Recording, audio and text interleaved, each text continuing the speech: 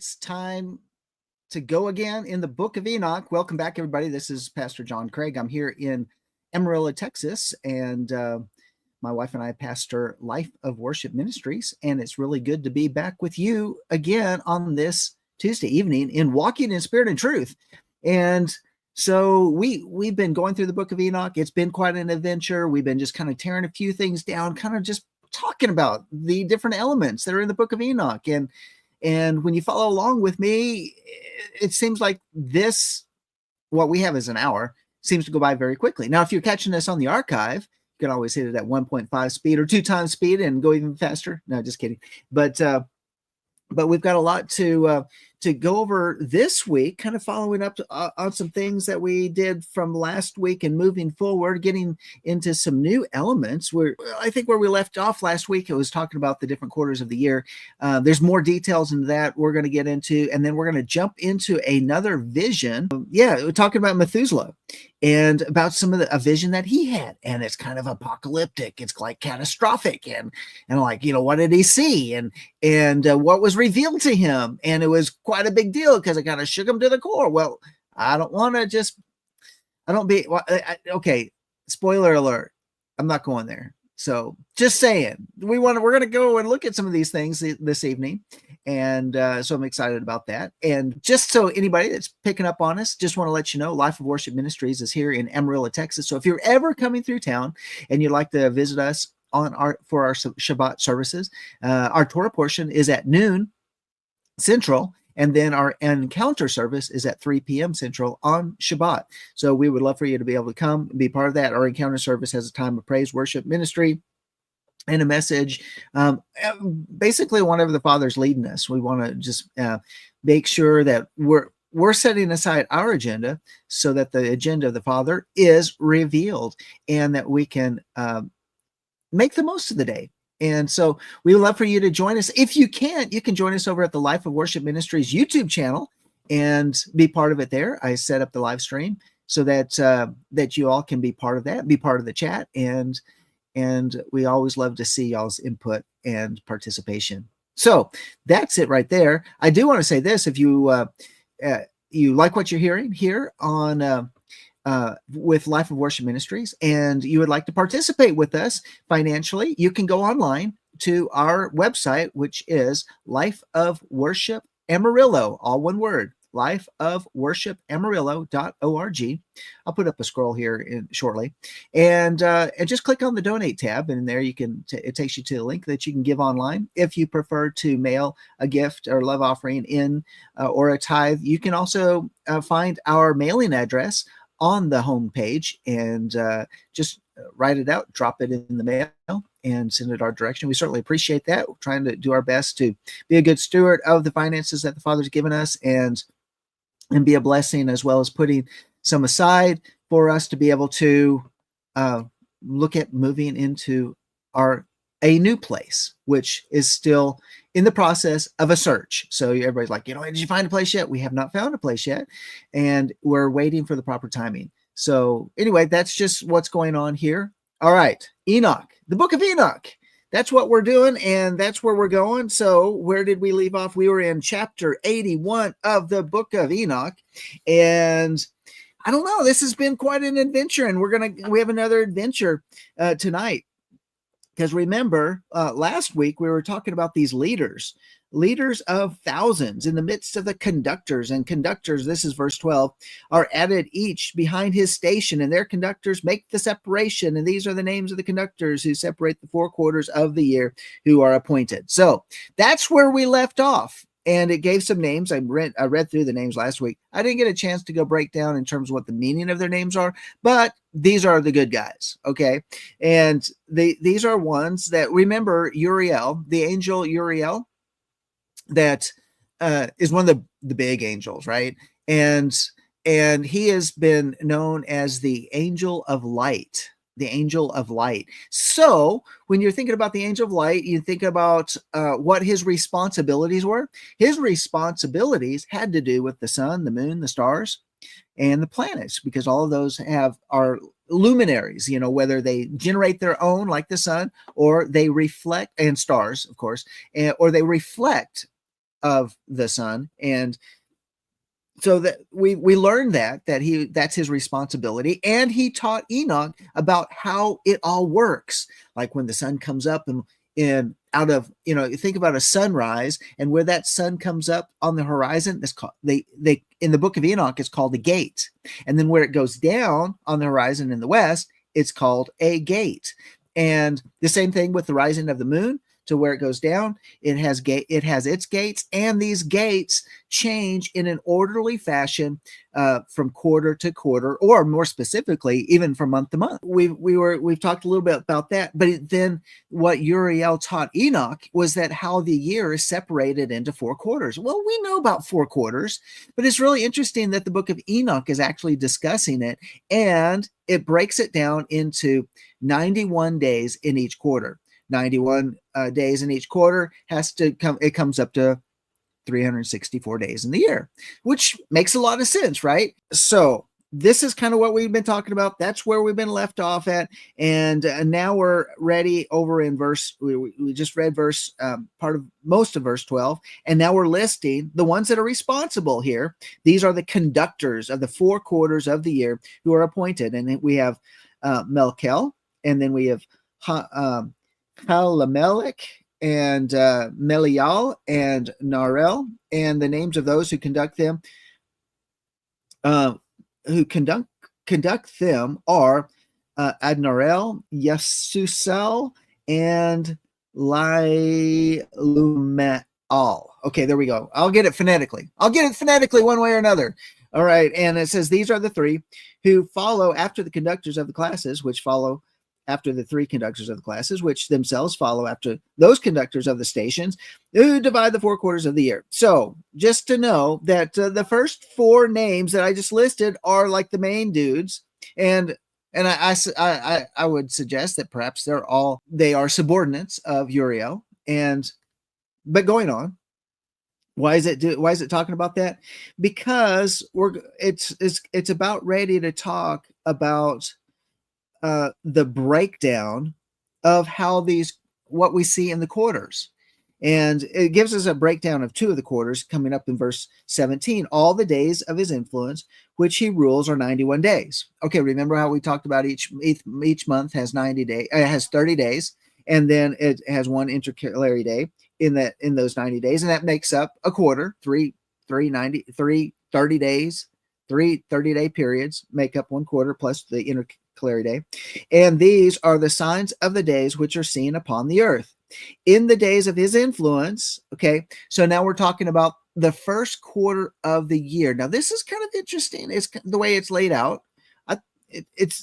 And I think we can relate to this. Well, I like, if you're further up in Canada, maybe it's something here that may not, it's not quite as hot up there. And verse 18, it's talking about all the days of his influence, which he rules, are 91 days. So first quarter. So what do you think about the first quarter? The first quarter begins what we call typically the spring. Because why? Because isn't it the month of what's been known as the first month, or what has been called the month of Aviv, the month that begins the year? It's the beginning of the year. Well, think about this. And these are the signs of the days which are seen upon the earth in the days of his influence. Okay, so these are the signs. This is how you know that spring has started, because depending on where you are in the world, you're going to have one element and degree of this. But what we do look forward to in the springtime is things begin to warm up, right? Obviously. And he says, in the days of his influence, perspiration, heat, and trouble. Okay, so think about what happens in the spring. It starts to warm up. So you could say, well, it's interesting. This translation uses the word perspiration. I think it'd be very interesting. Anybody has like a King James version, or is using another translation? I'd like to see what that word perspiration is, but they translate it that way. Perspiration, you think it's getting warmer, so that's when people perspire. But I think it's really maybe relating more to condensation, as in terms of when springtime comes, that's when we start to see dew. that we start seeing dew on the grass and like that in the morning, perspiration and heat. So it starts to warm up. But then it says trouble. Well, what about the trouble?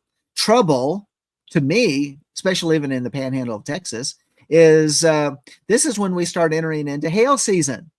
Yeah, hail season. It's where storms pop up because we're getting a shift in the change of the fronts are coming through, and when the moist air from the south meets the drier air coming from the north, and all what we call that dry line where it meets right there, that's when the storms pop up, and that's where you can have trouble. You can have thunderstorms. You can have hail. You can have tornadoes.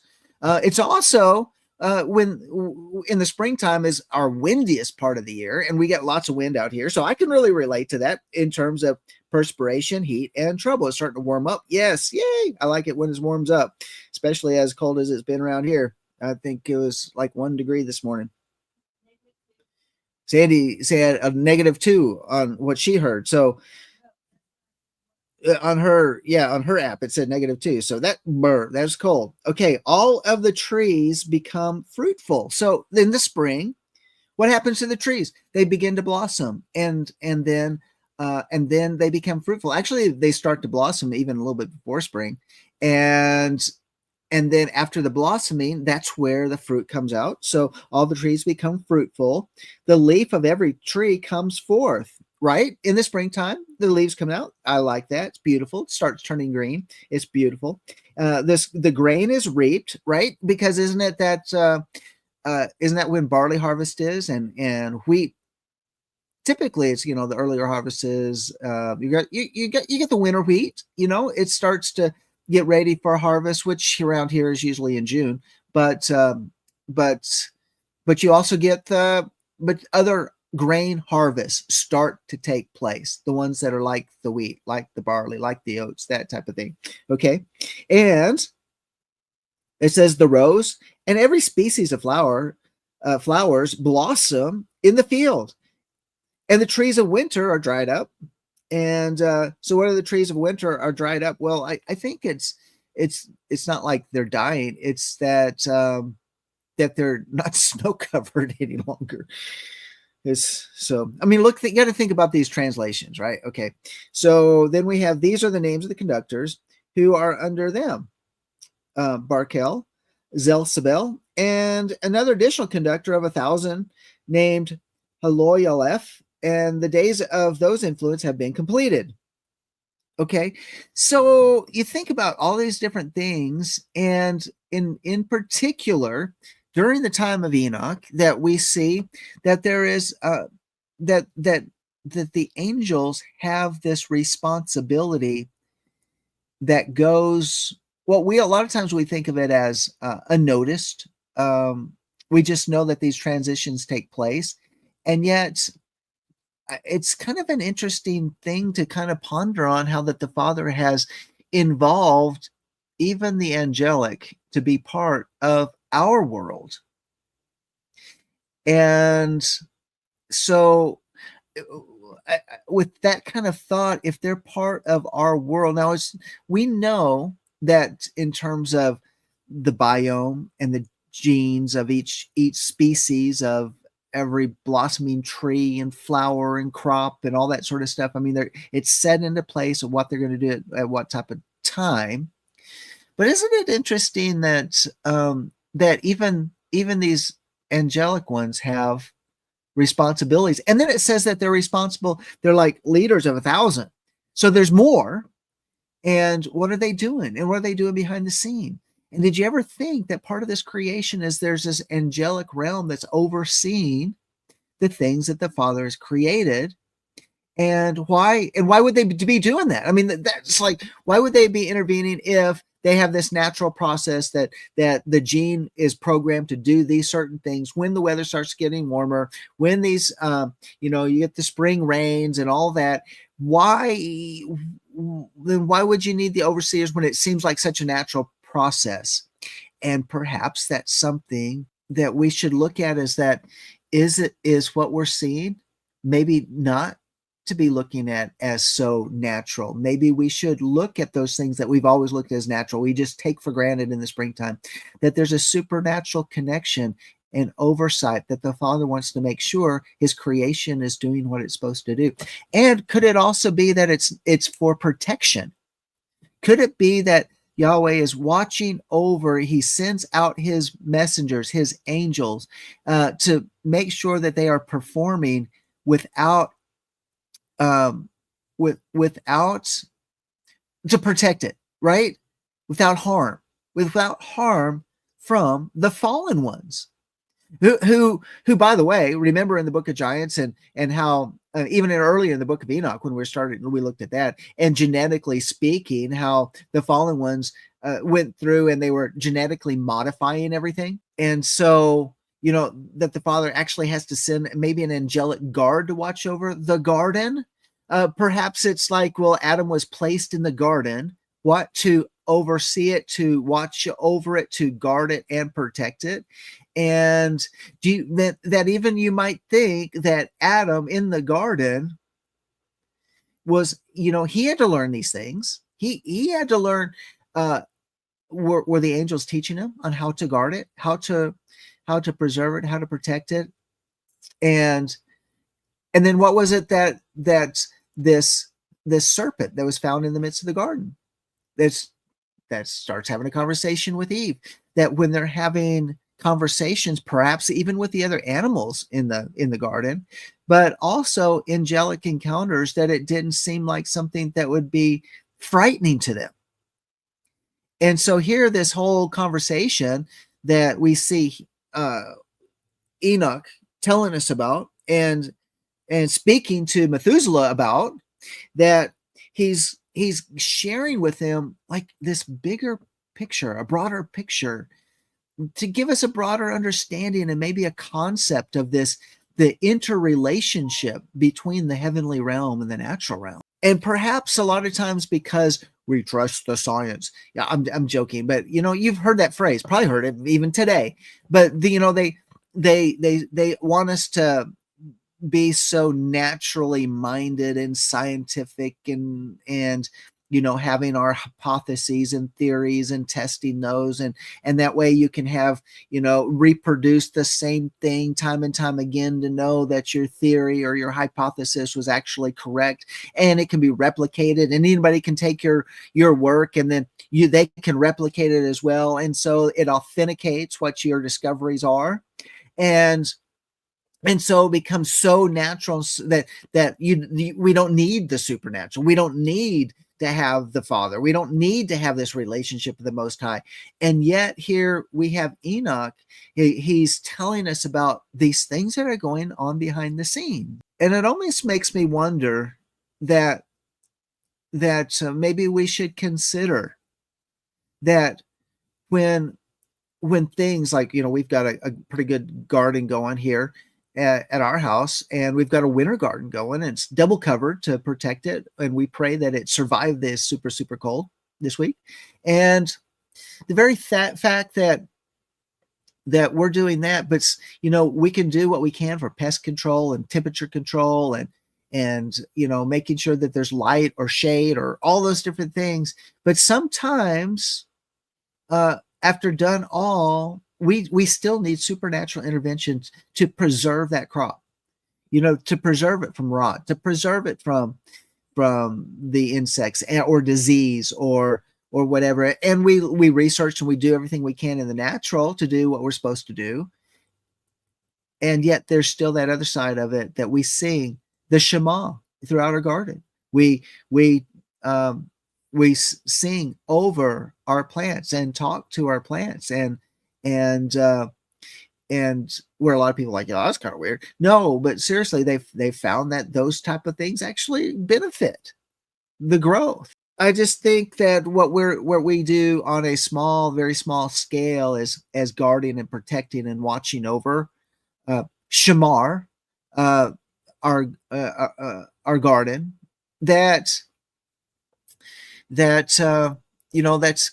kind of like a role that Adam had.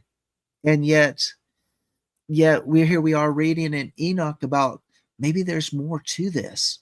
Maybe there's more that than we've allowed our imagination to go to, and now we can broaden our imagination, not so much as it's like, oh, that's really way out there, or that's really cartoonish, or that's no, but we're expanding our ability to have a greater understanding of this world that we've been placed into, right? So going on, the other conductor next after them is Helemelech, whose name they call the splendid Zahai, something like that. Okay, so remember up there in verse 12, we had Melkel and then Helamelech. And then down here, we have Helamelech. It's what did we have up there? We had 4 names. One name, one angelic figure that is connected with each of the 4 seasons, having 4 names there. And so we just talked about the first guy and his responsibilities, and which is the spring. Well, this next guy, what do you think? It would probably have to do with the summertime. And it says all the days of his life. Again, and this is kind of connected. Again, it's connected to Uriel, right? So he's like subordinate to Uriel. And it says, and they call this, whose name they call the splendid Zahai, sun. In parentheses, it says sun. So what do we know? Like in the second quarter of the year, now we've entered into summertime. And what do you know? What do you think of most when you're in the summertime? At least in the northern hemisphere. So what do we notice about that? That's when the sun is the hottest. It gets warm. It gets very hot. And it says, these are the days, these are the signs of the days upon the earth, heat and drought, while the trees bring forth their fruits, warmed and concocted, and give their fruits to dry. So, very interesting. We think about that's when the spring rains dry up, and that's when everything's growing. And the fruit trees, some of the fruit trees are yielding its fruit, like our peach tree. You know, we last year we covered our peach tree so that when the late winter freezes, when the blossoms were wanting to come out, and the blossoms were out, we wrapped that tree up and we protected that peach tree. And guess what? We had a bunch of peaches that all came ripe at the same time. It was wonderful, and they were so good. And so what happens is the heat brings out the fruit, and they're growing. If you got an apple tree, of course, you know that apple tree is going to be producing that fruit all summer long, and then the harvest comes. Pomegranates the same way, and all of that. And then it says, and give their fruits to dry. So you think about the date trees and the fig trees, and how they'll be producing their fruit, and then they're laid out to dry, to dehydrate, and so they're preserved. So those are some things that take place. And then it says the flocks follow. The flocks. So you got the trees. Now talking about the flocks. They mate and bear young. All the fruits of the earth are collected, and everything in the fields, and the vines are trodden. So yeah, because it's also that time, you know, as you start getting into the latter part of the summer, then the grapevines, they're producing and they're ready for harvest. And then when they're harvested, you got to do something with the grapes right away. They don't just go to the grocery store shelf. They also use the grapes, and they trot out the grapes. And what do? They're making the wine, they're making the grape juice, and they're making all the different types of things that they use that you get out of grapes. And as well as the olives as well. And so and raisins, right? You get raisins from grapes, and the vines are trodden, and because they're set out in the sun, they're dehydrated, because, you know, around here they probably throw it to some type of dehydrating machine. But in ancient times, you could lay them out and let the sun dry them out in the heat of the sun. This takes place during the time of his influence. Who was that? That was the guy called Helemelech, whose name they call the splendid Zahai, or son. These are the names and orders, and the conductors who are under them, of those who are chiefs of 1,000. And then it also lists Gadiel and Kael, Hael, And verse 24, and the names of the additional leader of 1,000 is Asphael, and the days of his influence have been completed. So, and that's where it stops. It just talks about those 2 seasons. I thought that was just interesting. It's not talking about the other 2 seasons, but I would think the same. There must be some other process going on in the fall and also in the winter that the Father has divine intervention over, because I don't think he would just leave his creation unattended and unprotected by so that maybe the enemy would try to come in and sow other seed. Because what happens in the fall? Isn't it in the fall that once you've done the harvest, and it's in the fall, like around here, there's after they've done the corn harvest, or they've done the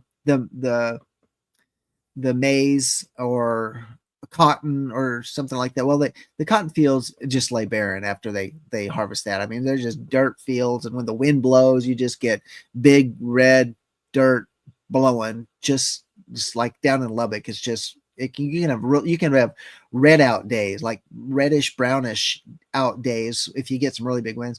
But nevertheless, it's in the fall that they plant the winter wheat, and they let it start to grow, and then they set the cattle out on the winter wheat, and the cattle eat on it all winter long until springtime comes. They pull the cattle off the fields, and then they allow the wheat to then grow up and start to grow on their stalks again. And it's just kind of that repetitive cycle.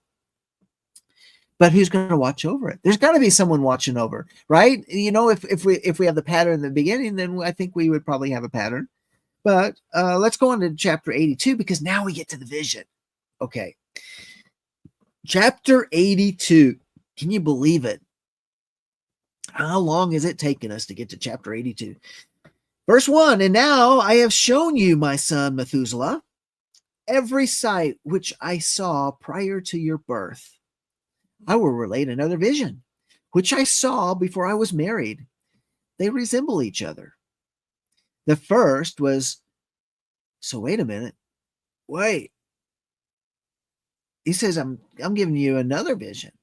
And these are similar. There's something going on that, okay, we had some things.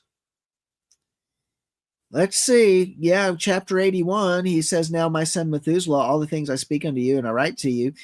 To you I have revealed all, and given you the Sepharim of everything. Preserve, my son Methuselah, the Sepharim written by your father, that you may reveal them to future generations. So what else did he say? I think we had some other discussions with Methuselah earlier. Sorry. Yeah, because he went through all the different details with his son Methuselah about all the things going on in the sky. Well, let's go on and look at this vision. And he says, which I saw before I was married. They resemble each other. The first vision, when I was learning a sefer, like learning the words of the book. And by the way, sefer is actually relates to letters and numbers, because in Hebrew, letters are both letters and numbers. So just kind of think about that. That's why when you look at a word and it has a value, it definitely has a meaning, just as the word that's formed by the letters. So think about that. That's why it's really important to understand both, and that we shouldn't allow our eyes to go cross when we start talking about the definition or the meaning of numbers. Because numbers, in comparison, when they compare to each other, allow us to see a greater definition of what the scriptures are telling us. But nevertheless, it says, I was learning a sefer, and the other, before I was married to your mother, I saw a potent vision. A potent vision. That seems like a pretty bold word, a potent vision. In other words, it really got my attention. Okay. Going on, I said, and on account of these things, besought Yahweh, I was lying down in the house of my grandfather, Malalel. I was laying down in the house of my grandfather, Malalel.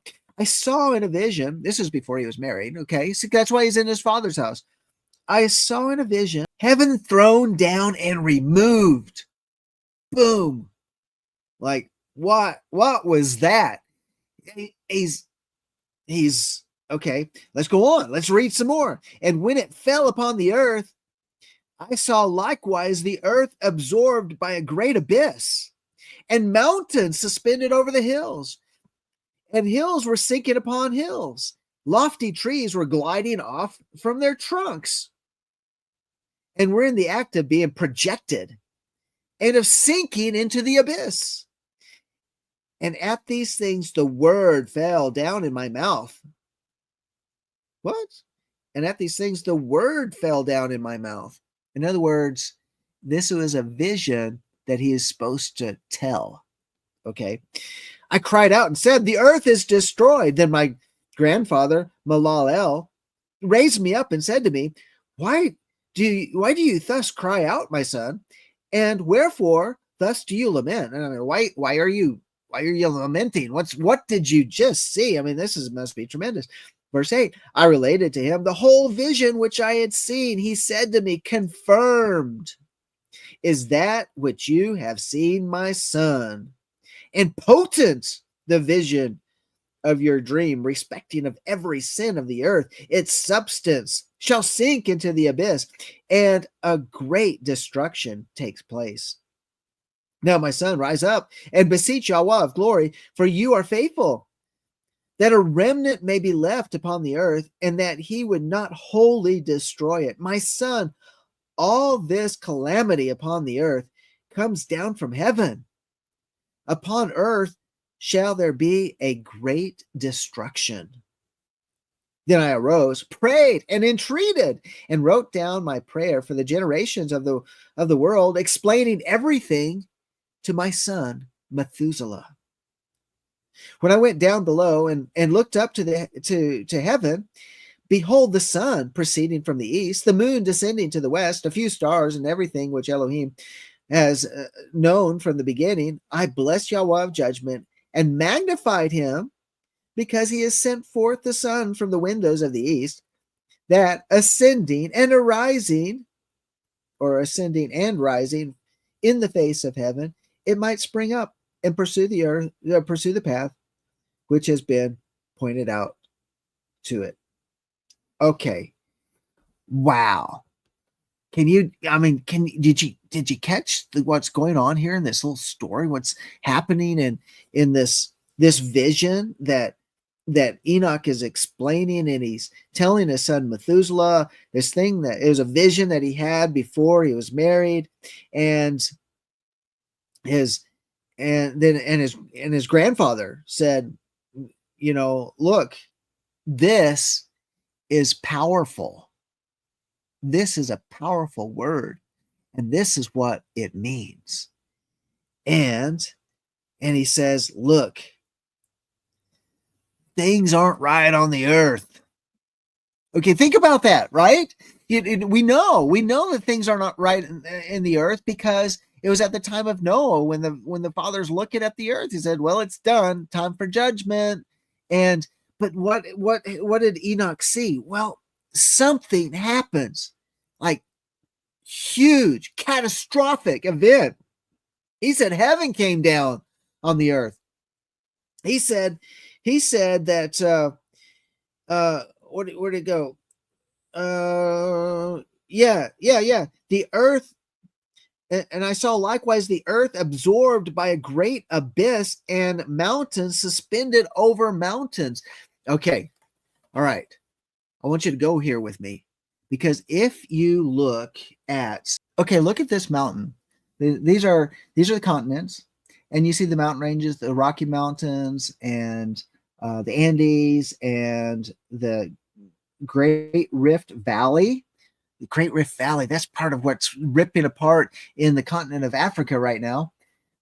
We have the Anatolia Mountains, the Atlas Mountains. You have this whole Iberian Peninsula that goes around and wraps around through the Alps and down into Italy. You have the Scandinavian mountain ranges. You have this Siberian Plateau. And over here, the Himalayan mountains. If you look at every one of these things, every one of these mountain ranges, it's like the ground has come together and compressed, and they've pushed up. Maybe we can find another map of mountains that's better than that one. Maybe you can find one faster and look at it. And you can see this whole Rocky Mountain, Alaskan Range, Rocky Mountain Range. We have the Cascadia Mountain Range, the Sierras that are down here. But notice how it's like the land is piled up together. So I'm reading here, and it talks about these mountains are over the mountains, and hills were sinking upon hills. So something catastrophic is so moving, like the continents, that is pushing the ground up, and it's creating big holes. Think about like, I believe the Grand Canyon was not formed over thousands and thousands of years. I think it was formed in a matter of days, and because of this great catastrophe that hit the earth. That whole idea of like the Himalayan mountains, you can see it's like a big ring. It's almost like what hit so hard that forced the ground to push the earth up so high, because we think about the Himalayan mountains as some of the highest mountains of the world. And then it says like these trees are projected. They're gliding off their trunks, and we're in the act of being projected and of sinking into the abyss. Like there's a big holes forming, and the whatever hit the earth, I mean, literally kind of like a trampoline, trees projected out of the earth. I mean, that's quite a dream. No wonder he said it is a potent dream, right? I mean, my goodness, this is like catastrophic. And like right down here where it says the Gulf of America. No, I'm having fun with that, because that's what President Trump says. We're going to rename the Gulf of Mexico to the Gulf of America. But anyway, like right down here, if you look at like the ocean, and you look at the different underwater mountains and valleys and ravines and that type of thing, and the continental shelf, it's really interesting that even like in the Gulf of Mexico, it looks like a big meteor hit. And Gil Broussard has actually talked about what he thinks happened is that there was a big meteor that hit over here on the continent of North America, what is in that area that's called the Gulf of Mexico, which literally would have made a huge abyss, like a big hole. And he thinks that impact hit the earth so hard that it projected through the earth, and that's what caused the Himalayan mountains to shoot up, because the Himalayan mountains have like a similar curvature that's matching, and it's on the opposite side of the earth. I thought that was when he first said it, and I may not get it exactly right like he explained it, but I think that's pretty amazing. But if you think about maybe a shock wave going from one side of the earth, that's so powerful because the impact was so hard that energy shot through to the other side of the earth, causing the earth crust to split and rise up with these sharp mountaintops. That, I mean, mind-blowing.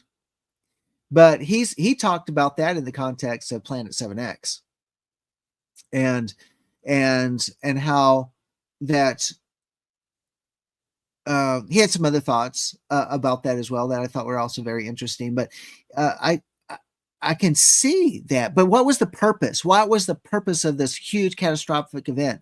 Which Malalel actually said, look, that's pretty potent. This is a vision from the Most High, and you need to pray that somebody survives it. That there's a remnant that survives this tremendous catastrophe. And when you think about a tremendous catastrophic event like this, he's like, okay, and immediately he takes action and he begins to pray, because he knows that this is a big act of judgment, because what this big act of judgment does is it wipes out all the life on the earth, right? This is an existential threat. This is why a lot of times, we've heard Paul Begley, he's talked about Apophis that's out there that looks like a big asteroid that's going to intersect with the earth in just a few years. I think it's 2029, April of 2029 or something like that. And and then we have the planet 7X phenomena that people are watching that's most likely is not going to impact the planet, but pass by very close, bringing a debris trail behind it, which the Earth goes through that debris trail. That debris trail will become these meteor showers that strike the Earth and strike a third of the Earth. And that's like what the book of Revelation talks about, how a third of the Earth is going to be destroyed. And so scientists have said that there's been, over the course of history, there's evidence in the Earth that there have been existential, catastrophic events, literally that destroyed all life or most of life on the Earth, and life had to begin again. So we have this vision that's given to Enoch that he said when he was out in the house of his grandfather that he gets. But remember when we were going through the book of Giants, and one of the giants brought, as well, said the giants were starting to have dreams that the Earth was going to be destroyed. And so they brought these dreams to Enoch. And they said, please pray for us that we're not destroyed or wiped out, and intercede on our behalf. And Enoch said, okay, I will. And he takes it to the father. And the father says, you don't have any place for that. That's not your responsibility. What they've done is what they've done, and it's a bad thing. And we're not going to allow them to continue to live. And because they made a mess of things, the offspring of the angels and of human women, and now we have these mixed breeds, and the deed's been done, and it's not good, and they're evil, and there's no way that they can repent, because they can't repent, because they're not created for this earth. So, but on the other side of it, at the end of this vision, it's very interesting that he goes in and he says, oh, this is like tremendous. And then he starts talking about the sun and the moon ascending and descending, and the stars, and all that Elohim has known from the beginning, as if life goes on each day after the next, after the next, after the next. Life goes on. The sun comes up, the sun goes down, and yet he had this vision. Amazing, powerful. Well, how else do you explain it? Look, the Father's going to give us visions, and some of them are going to be so mind-blowing, but he still has things under control. That just like Enoch learned, that the sun comes up in one gate, goes down another gate, that there's 4 quarters to the year, that things will continue on, but as his grandfather did advise him to do, is pray that there's a remnant that will survive, because this is a powerful dream. It's potent. It's a potent dream. So, how are we doing time? We're doing good on time. So, chapter 83, verse 1, I lifted up my hands in righteousness and blessed the Holy and the Great One. I spoke with the breath of my mouth, and with the tongue of flesh, which Elohim has formed for all the sons of mortal men, that with it they may speak, giving them breath, a mouth, and a tongue to converse with. Okay. All right. Sorry, I did disappear, but I'm back again. Think about this. Do you realize what he just said? Okay, you people that come from charismatic Pentecostal type of backgrounds, you know exactly what he just said, because if you've been with us long enough, you've heard myself or Pastor Sandy say this very thing, that the Father's given you a mouth and a tongue and a voice to speak. Use it to pray, use it to worship. Don't use it to be silent. Use it to express prayers and intercessions and worship out loud to the Most High. Well, you think, that's kind of awkward. But is it awkward? If you do it and you get used to doing it, it's not awkward anymore. But it's like, what if somebody hears me? Well, I guess that's okay. Because how many times, even in the congregation, we're gathered around? I said, I want everybody to pray because we need to pray this thing. Lift up your voice to the Most High. Give him honor and glory and pray and intercede and let your voice be heard before the Most High. Well, can he hear our thoughts? Yes, he can. But what happens when we're all praying out loud, like in the book of Acts? In the book of Acts, how did you know they're in one accord? Because they're all silently praying? Or is it because they were all lifting their voices before the Most High, and then here comes the mighty rushing wind? I would think it's the latter. That's what I would say. And so he said, it's so funny. Well, look, I spoke with the breath of my mouth and with the tongue of flesh, which Elohim has formed for all, say all the sons of mortal men, that with it they may speak. He gave you a mouth, he gave you breath, he gave you a tongue so you can speak. And why? First off, so you can speak before the Most High. And giving them a breath and a mouth and a tongue to converse with. And then he gives the example in verse 2, chapter 83. Blessed are you, O Yahweh, the King, great and powerful in your greatness. Yahweh of all the creatures of heaven, King of kings, Elohim of the whole world, whose reign, whose kingdom, and whose majesty endures forever and ever. From generation to generation shall your dominion exist. Now, isn't that something that should be said? Right? Isn't that something that should be expressed, not in our heads, right? But because he gave us a breath and a mouth and a tongue, that it should be like with an audible sound. Yeah. All the heavens are your throne forever. Whoever said that we're supposed to be quiet and have silent thought prayers? Who said that? Okay. All right, sorry, I raised my voice. But seriously, who taught that was the acceptable way to pray? Except for that one person, and says, "Oh, thou Almighty Yah, may thy blessings be upon thy people as we come before thee." And okay, seriously. I mean, not that I'm saying that when somebody prays like that they don't mean that there's not any, that they're not being genuine. I'm not saying and judging anybody that prays like that, but I'm just saying that perhaps we do need to look at it, that prayer is more than thoughts. All the heavens and your throne forever, and all the earth is your footstool forever and ever, for you have made them over all. You reign. No act whatsoever exceeds your power. With your wisdom is unchangeable, nor from your throne and from your presence is it ever averted. You know all things, see and hear them, nor is anything concealed from you, for you perceive all things. The angels of your heavens have transgressed, and on mortal flesh shall your wrath remain until the day of your great judgment.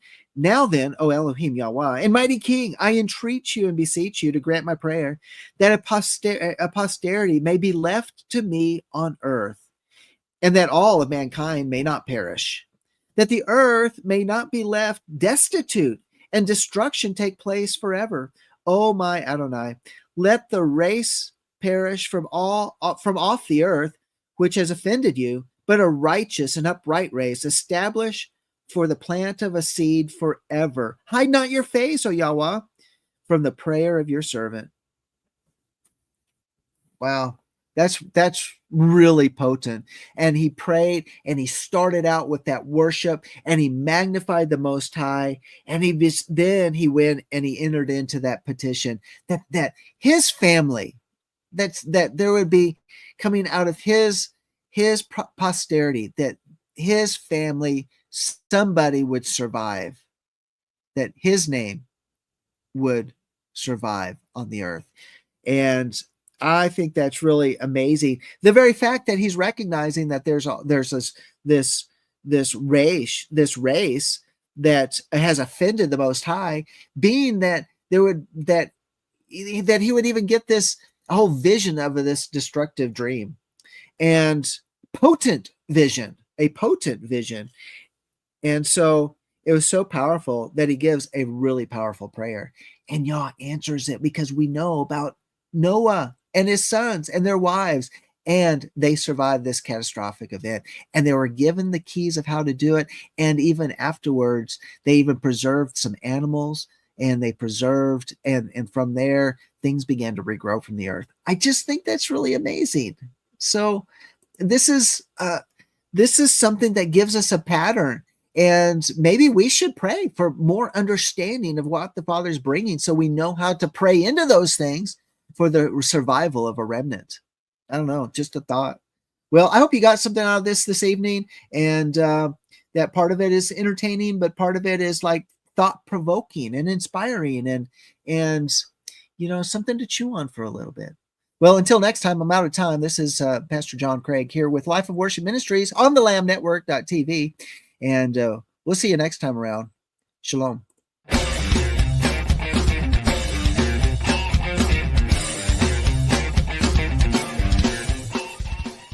If you missed today's show or want to watch it again, or want to tell someone where they can watch this episode, go to LambNetwork.tv, where you will find this show and all the other live Lamb show archives in the on-demand section of the website.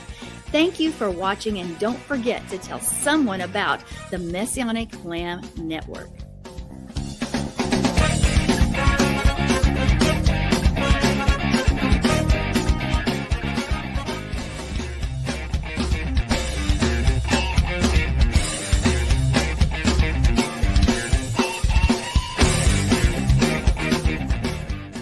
We are richly blessed to bring you what we believe is the fullest, most diverse, yet up-to-date progressive teachings, discussions, and prayer programming you can find anywhere on this planet. Be sure to take the tour of the LambNetwork.tv website. I'm Sandi Craig, thanking you for joining us on the Messianic Lamb Video Network.